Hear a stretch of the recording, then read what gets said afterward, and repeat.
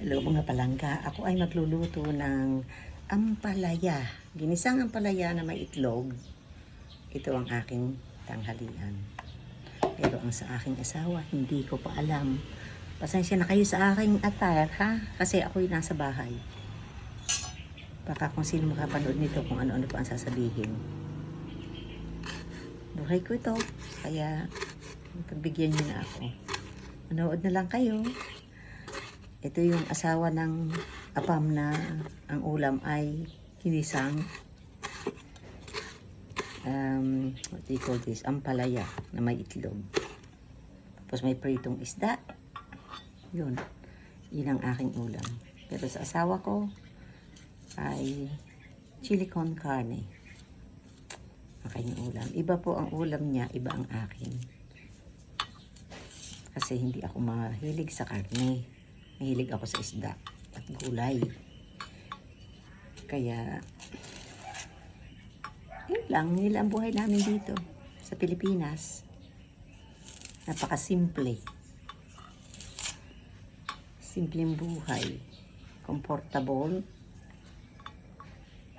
Hindi nagtatrabaho, hindi dito ang trabaho sa bahay. Kung ako'y ibabas, makapal na po ang mukha ko. Kung ako ibabas lang din ninyo, nakapal na po yung aking makeup. Ganun lang. Hindi na ako masasabihang ako hindi naging mayaman. Pero galing po ako sa napakahirap na buhay. Hanggang ngayon naman, parang ganun pa rin. Yun nga lang, hindi na nagtatrabaho. Tumutulog, kumakain na lang. Kasi galing na ako doon eh. Pagtrabaho na, naghirap na, at naka experience ng masarap na buhay. Lahat na naranasan ko sa buhay. Ayan. Kaya ano ako ng sibuyas, maraming sibuyas para mas masarap. Ito yung aking siguro kadami kasi nito. Hindi ako lang naman ako makain. Kaya siguro mga ilang araw ko itong ika nga din sa Batangas iuutay-utayin. Ganon. Uutay-utayin.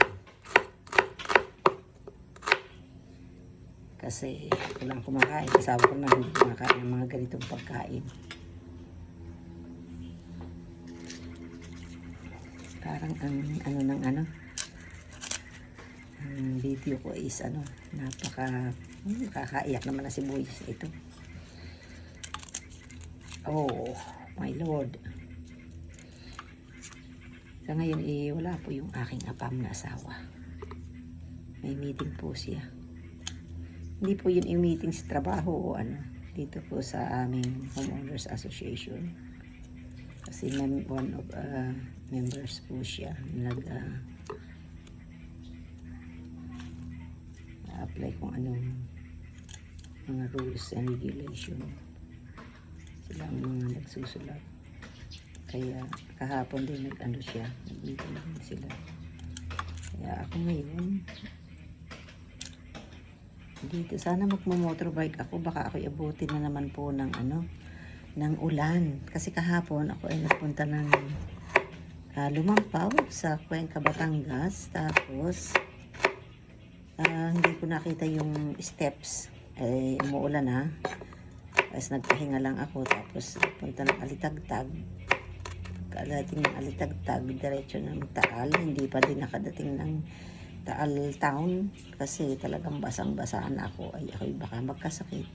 Pag ako'y napagalitan pa. Kasi lagi akong palayas.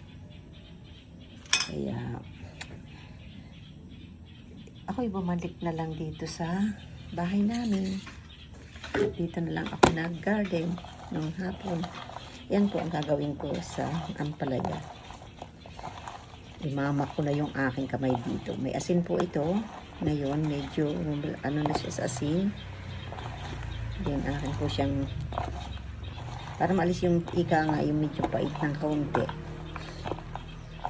aking pipigain para maalis yung pait. Pait sa dibdib. Pero medyo masarap din naman yung may kaunting pait, di ba? Para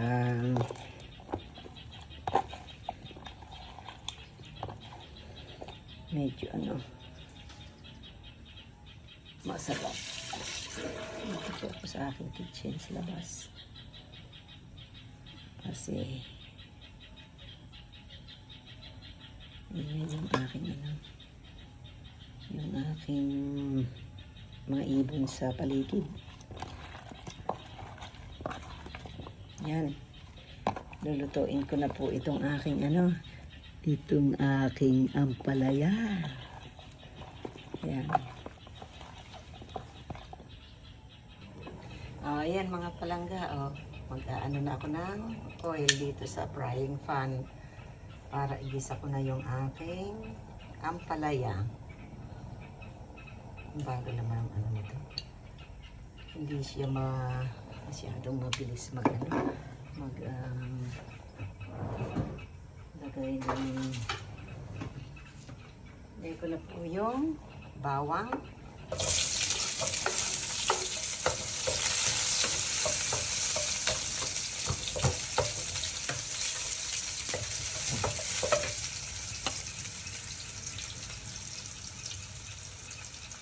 Ilagay ko ng mantika kasi kaunti yan, tapos yan ang aking pagluluto. Ayan ang inyong lingkod nandito sa tabi nyo. Ito po, ito nandito pa rin. Ayan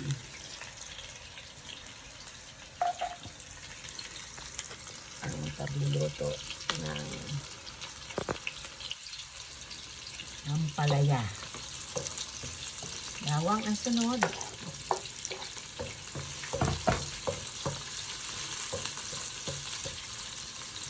Ayan. Caramelize ko yung bawang na at saka yung onion. Caramelize ko yung kaunti. Tapos ilalagay ko na yung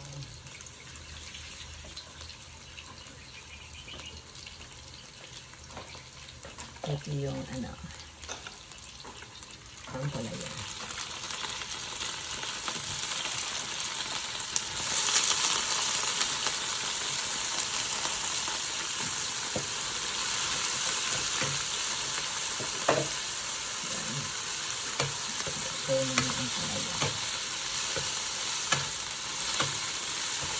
Ito lang po yung aking pagkain sa ngayon. Ang ulam. Sino kumakain diyan ng ampalayang ginisang ampalaya? Ano po yan? May itlog. Lalagyan ko siya ng itlog. Dito na ako nag-kitchen sa labas kasi para hindi umamoy kasi naka-aircon yung sala. Kaya pag nagluto ako, ay nangangamoy po ang pagkain sa loob ng living room. Kaya ako nagpagawa dito ng kitchen sa labas. Dito nga sa Pilipinas, karamihan nasa labas din ang kitchen. May kitchen din sa loob. Kaya hindi ako din nagluluto. Dito lang sa labas para kahit right ng isda. Hindi siya mangangamoy nila. Maliit lang pong bahay namin. Hindi tayo nakita. Pero comfortable po kami ngayon. May peace of mind. Kasi dati wala kami peace of mind. Malaki nga ang bahay. Masayang. Pero ngayon, nakatira lang aking ina. At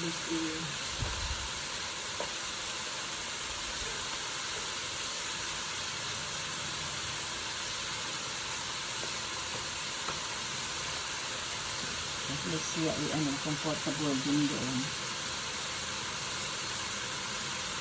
Ganun talaga ang buhay. Magsisiman wala na tayong magagawa. Nandiyan yan Kapag tanda ko, ulit, at ako'y nabubuhay pa, basta ako'y babalik doon. Hindi ko sinasabi.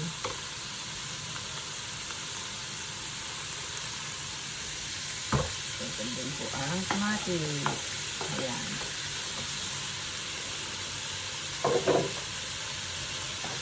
May kamatis na po. Ilagay ko nito para dire-diretso na nito. Ayan siya. Ayan.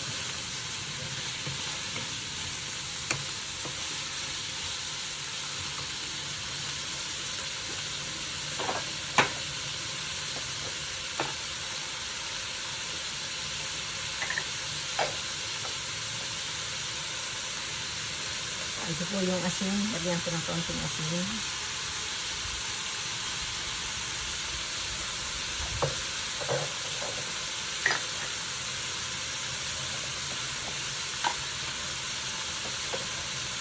Tapos yung paminta, black pepper.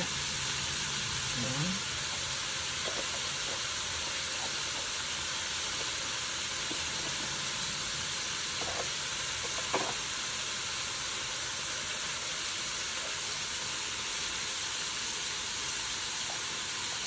Lagyan ko ng chicken powder.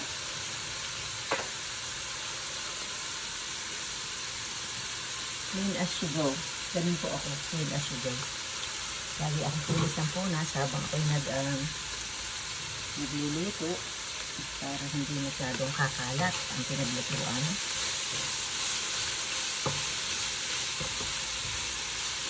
Ayan. Ito na po yung aking ginisang ampalaya. Ito na po. Yan, mga palangga. Medyo luto na siya.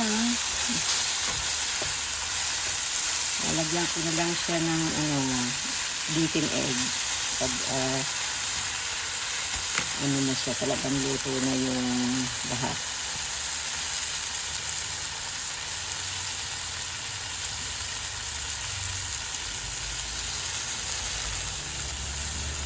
Ayan mag-beat ako ng egg. Dadamihan ko ang egg. At least 3 ang ilalagay ko para mas masarap. Para mas masarap yung aking ginisang ampalaya na may itlog. Total, madami akong egg. Gagamitan ko siya ng mas marami.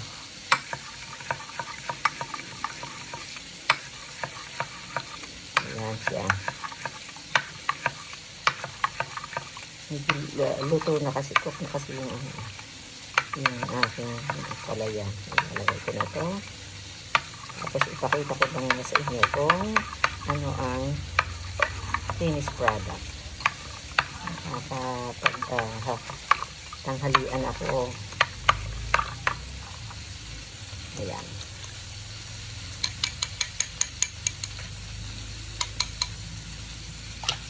Ito po siya. Lagay ko ng itlog. Ayan siya. Tapos haluin na lang natin. Ayan.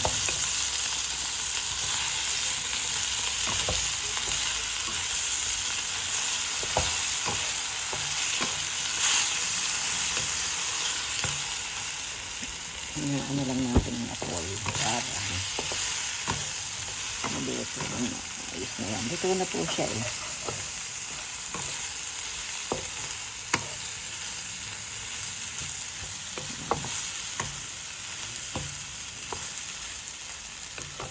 Ayan. Ang aking ginisang ampalaya na may itlog. Mga palangga. Sa lahat, salamat sa inyong panonood ng aking mga video. Please subscribe and share my video. Thank you very much.